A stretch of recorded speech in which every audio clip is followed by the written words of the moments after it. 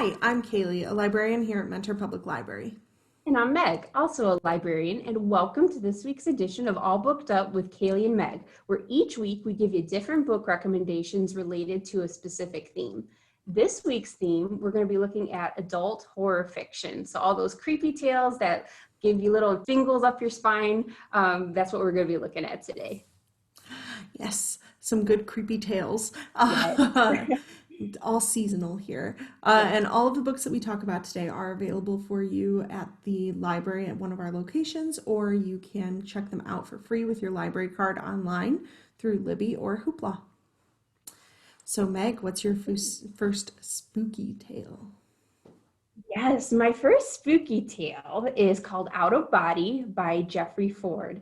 Now, this one is a horror twist on the world of slumber and dreams, and more specifically, the actual real life phenomena of sleep paralysis, which I think is a great premise for a horror story because I've experienced small amounts of this, and it is, if anyone isn't familiar with the idea of sleep paralysis, it's when you're first waking up in the morning or at night, I guess, falling asleep, and it's a temporary inability to move or speak while falling asleep. So it's, you're awake, your consciousness is awake, but your body kind of isn't caught up yet with your consciousness. So it definitely is a little spooky idea to think, what if you couldn't get out of that period? So great idea. And I also like it because our protagonist in this book is a librarian named Owen. And I just love that because I've seen a lot of romance and slice of life books with a librarian, but not many horror. So librarians in a scary setting, I think that's really fun. But anyway, so the story begins when our librarian, Owen, his quiet small town life is disturbed when he witnesses a murder at his local convenience store. And so it's like a holdup at his local convenience store. And in the process of all this, he actually experiences some head trauma, and it triggers the sleep paralysis he's already been having in the past. So instead of the normal, typically sleep paralysis just lasts a couple minutes, now it's actually severing his consciousness completely from his body, and he's entering a dreamlike state. It's actually an ethereal world where he can walk around and experience a whole totally different life. And this little dream world is not like a fairy tale dream world. It's a horrific dream world where he has to hide from these people called the Cutters. They're these beings who can completely sever your sleep consciousness from your body completely, fatally. So he has to escape from these mysterious creatures. He runs into another person named Melody, who also is stuck in this dream world with him and kind of shows him the ropes. So he kind of makes a weird friendship in this crazy world. And together, they kind of solve the mystery of the murder that happened at the convenience store, and also discover that maybe that murder is connected to a more mysterious, ominous force in this dream world. So I think it's a really interesting premise and definitely horrifying from my personal experience. Yeah, I think that is one of those things where it's almost like close to comfort kind of thing. But I think I read about that one too. It sounds very familiar to me. Yeah, it just came out this year. So Oh, the new one. excellent. The first one that I have also is new this year. This one is called The Sundown Motel by Simone St. James. And this takes place in the small town of Fell, New York, across two different timelines. In this small town, there's a rundown motel, like many small towns have, and it is called the Sundown Motel. And this motel has secrets. Most notably, the hotel holds the secret of what happened to Viv Delaney back in 1982. Viv worked night shifts at the Sundown Motel, and she was trying to save money for her big move to New York City. But working nights at the Sundown was not always easy or safe. At the motel, all types came in.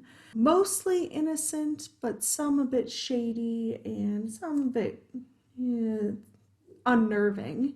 But not all of the guests are the reason that the motel is a little strange. Some things start happening. Doors are open when she knew that they were closed. There's a smell of cigarette smoke in the air, and there's no one around. And there's weird phone calls coming through. And on top of all of this just general creepiness working the night shift at the motel that is obviously strange in itself, there has been a string of murders in town that remain unsolved. It is a dangerous time for a young woman to be working the night shift. Yeah. And then Viv disappears. And after her disappearance, her body is never found. She's never heard from again. Jump forward 35 years later, 2017, and Viv's niece, 20-year-old Carly, has gone to Fell to go try to find out what happened to her aunt all those years ago. Her mother had been haunted by the loss of her sister, and it was basically her mom's dying wish to find out what had happened. And Carly goes and somehow finds herself in the same position that Viv was in, working the night shift at the Sundown Motel. And while walking in Viv's shoes, she starts looking into the motel's history and the history of the town, hoping to find out what had happened to her aunt. And as she does this, she starts to notice a lot of the same strange things that Viv had noticed.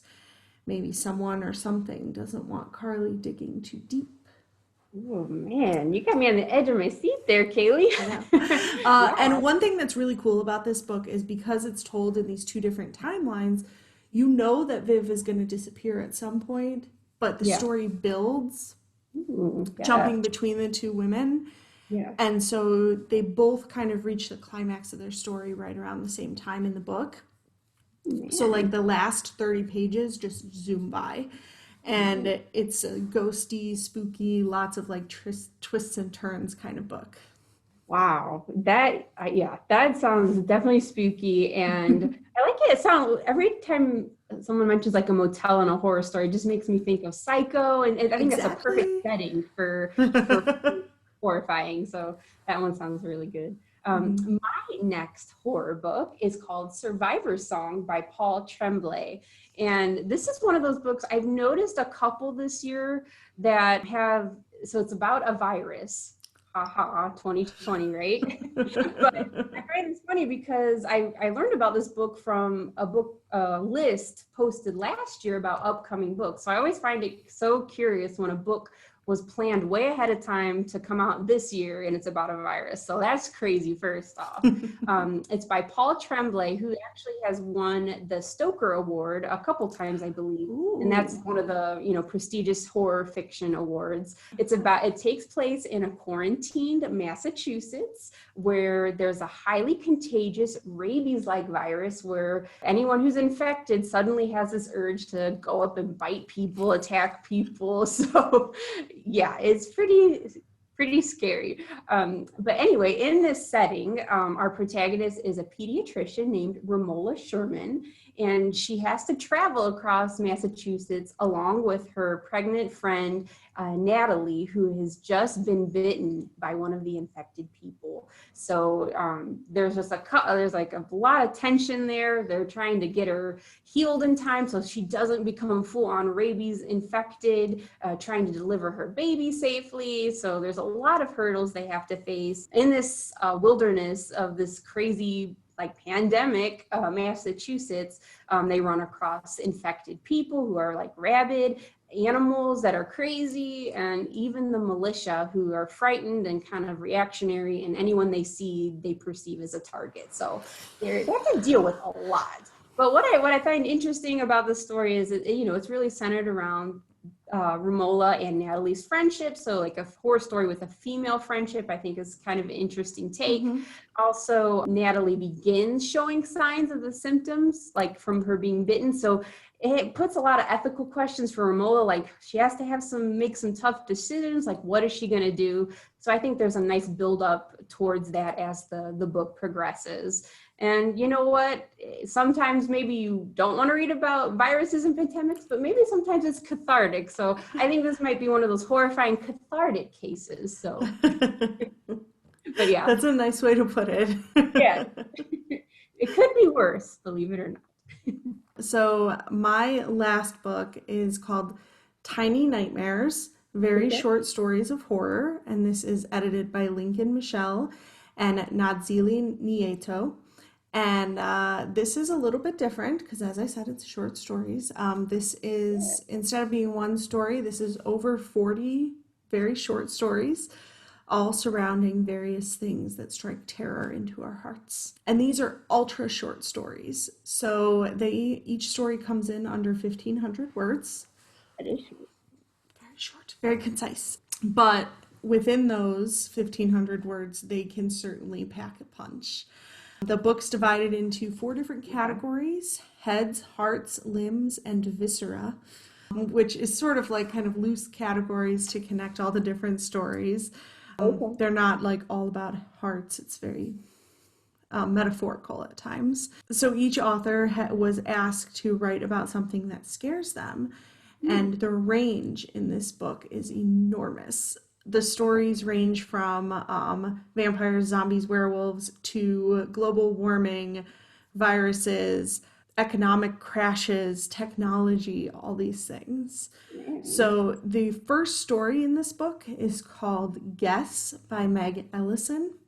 And this is a story about someone who works at a carnival as one of those guessers. You know, guess your weight, guess your height, guess all those different things. Yeah. And except she's not guessing, and her predictions aren't all fun, and they are never wrong. So she guesses some creepy things. Another really creepy one in this collection that I'm going to have nightmares about now is called The Mask, the Ride, the Bag by Chase Burke. In this short story, our narrator is driving for a rideshare company and has been booked for the night by a single passenger who has several stops to make. Except the narrator can't see the passenger's face, and there is a strange smell about him. And at the end of the night, they find out more. I know, right? Gives you the little goosebumps there. So the stories, as I said, in this collection range from sort of like traditional horror to almost like modern things that bring fear to us, whether they be like that spooky, ghosty kind of thing, or some sort of like existential future fear, or even one story tackles the over obsession with technology. They're very short stories, but they can really kind of leave you with that sort of no lights feeling kind of thing. So it's an easy one to pick up and read a couple stories and put down and jump back in, or, you know, jump around in the book. Some of the stories can be a little bit graphic because this is a horror collection after all. Some kind of are reminiscent to me of like the urban legend stories. And then some are just kind of just spooky enough to stick with you and make you wonder what really happened. So not one to read in the dark. No. Oh man. And this one just came out. Publication was October 13th for this one. So it's brand new, hot off the presses. Oh man, just in time for Halloween, man. Yeah. Wow.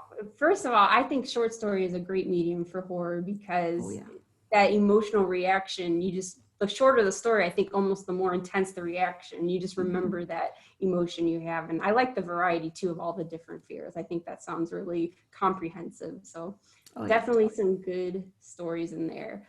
So thank you guys for listening to our horrific, creepy tales that we have recommended for you. We hope you found one that sounded interesting and you check it out.